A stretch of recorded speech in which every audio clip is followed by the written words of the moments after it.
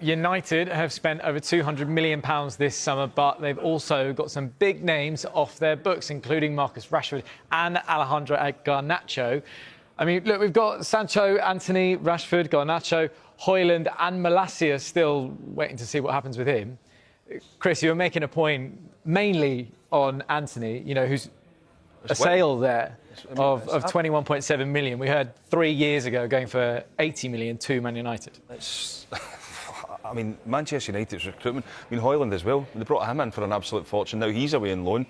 Sancho was brought in as well. I mean, the money Manchester United. You speak about the goalkeeping problems. The recruitment at that club for the last number of years is incredibly bad. You know, you look and you think, you know, it's Manchester United. I mean, even like Rashford's wages. I mean, he doesn't. He signs what he's offered. You know, so.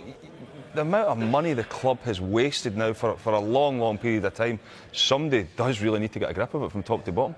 So what have you made of it? Because it does seem like Manchester United, they make these massive deals, the players come in and then it all gets a little bit ugly. They're all training in a separate location to the others, their changing rooms are different. Where do they go after this? Have they got to change their strategy? Yeah, 100%. Like, the recruitment hasn't been good enough. And we were talking about it on the show on Saturday, and we were saying the manager's changing as well. So I think, you know, the style's changing. So then you're bringing in different players to fit with that style. So at some point, they've got to be patient. They've got to stick with the manager. They've then got to build with that manager and bring the right players in that are going to, you know, sort of play that style. So, yeah, when, you know, I looked at the start of the transfer window and you thought, OK, they've brought in some good attacking players. They're players that they needed because, you know, they didn't score enough goals, they didn't create enough chances last season.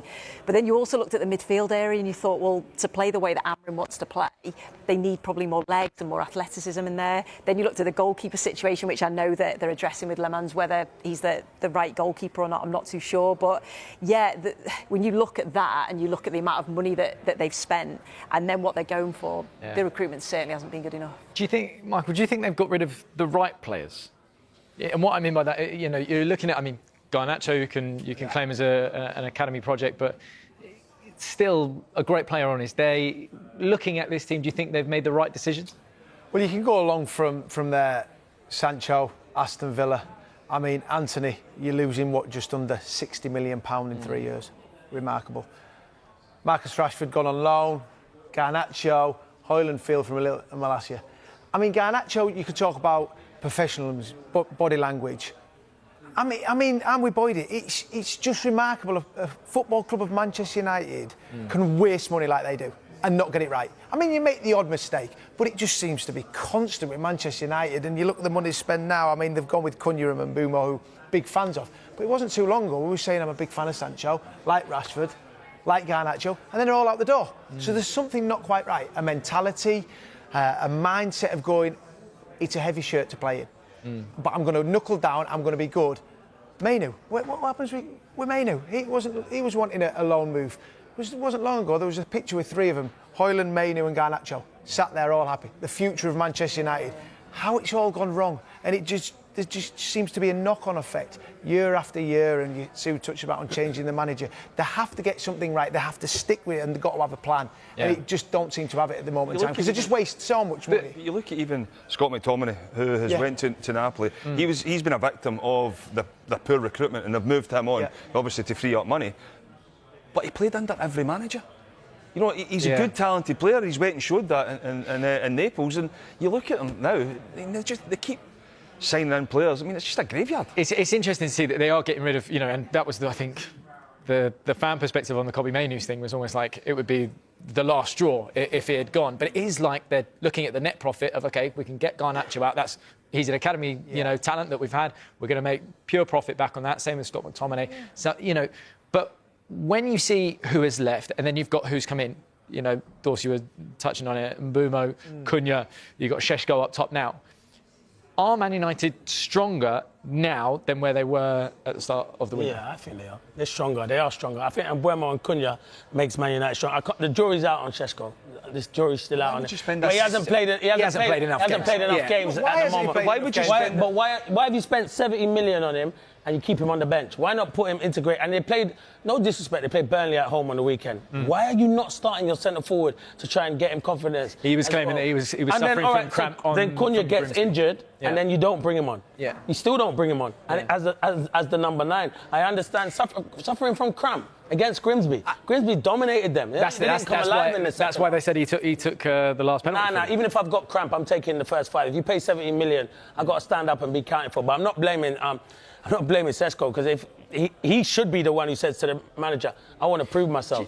But I do think their window, they've got a strong window. I do think they look better, but Cunha's just picked up an injury, and Mbeumo has obviously got his goal again on the weekend, and Bruno scores the winning goal. But they are stronger, but they've got problems, and we've said that. Boydie's spot on. Their recruitment is nowhere near good enough.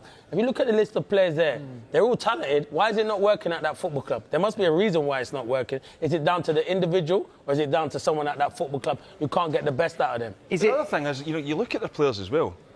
I mean, Marcus Rashford is Barcelona. Sancho, he was at Chelsea last year. He's at Villa. Yeah. It's not as if they're just going to clubs where it's Garnacho, Chelsea, Hojlund, Napoli, champion. Do you know what I mean? Is this a victim of the change in manager though? Like you're looking at, I mean, Tyrell Malacia, for instance, right? Is an Eric Ten Hag signing. Yeah. He's now gone. As soon as he's gone, now Amorim doesn't want him. Michael, what would you say? Yeah, that happened. Eric Ten Hag signed Antony for a ridiculous amount of money. He wanted him. Also like Garnacho as well. Yeah, and paid way over the price. You have to do. Manager comes in going, I want that player out. And Šeško now might be the same as what Hojlund is. I was one when Hojlund went in going, give him time. It was a disaster for Manchester United. Could Šeško be another one? They have to get him. When you're paying that much money, I'll get him fit playing him then? That is the question. Because if you're a manager and you're under pressure and you sign somebody for the amount of money that they've signed Šeško for, the first thing you're doing is putting them in your team. Exactly. You're not looking to create problems with not playing them. And then people are going to question, you've spent another fortune on a striker, you're not playing them. They need to get them in the team. So if that's not the case, who's signing them? Yeah. I think, Sue, a lot has been said obviously about Šeško here, but you still look at it in terms of Mbeumo, Cunha, 2 Premier League proven players that could take Man United to that next level. Is it also about working out the top half? Yeah, well seeing those 2 players who are Premier League proven, know what they want in front of them. The manager's clearly favouring Mason Mount at the minute. Is that what he's just trying to work out? I've got these 2 boys that these 2 have to start each time. Who are they best with? Yeah, probably. And I think we were all looking. Hello, United fans. In this video today, I brought you the latest information about Manchester United. The club made good choices, in my opinion. Since our manager was no longer counting on Antony, Sancho, Garnacho, and Hojlund for this season, I want to hear your opinion.